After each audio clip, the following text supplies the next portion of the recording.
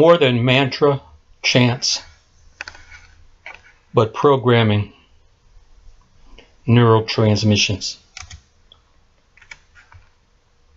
Chanting and mantras recognize the physics of the butterfly effect, but they don't go far enough.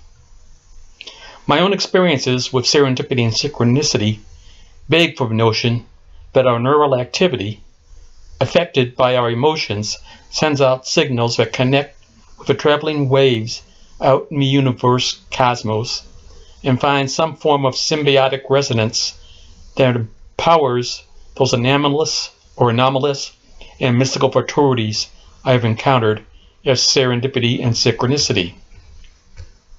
Just as computers and digital gadgets are programmed, so is the neural activity of our mind. We have been negligently remiss in being aware, let alone diligent about this phenomena.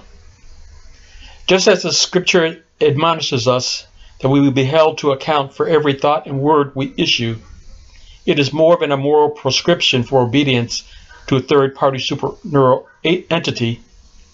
It is the unwitting, prescient intuition of the power of our neural activity. We are transmitters, receivers, and amplifiers in our own right. Our focus is key, and it's been the lack of individual and collective focus that has brought us to the cultural and social point where we are at now.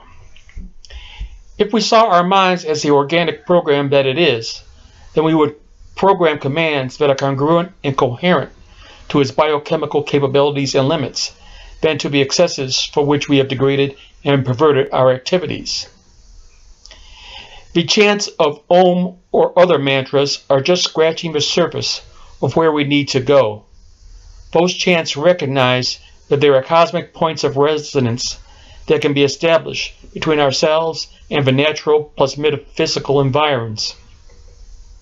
I assert that by giving devotional commands to our being, not for egotism, but as the if-then-do instructions, we can have a mind that is not so distracted by the daily spectacles and focused on its own enhancement otherwise.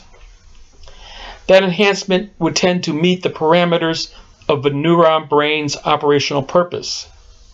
With that, we would have a congruent resonance with other energy waveforms to move mountains, literally.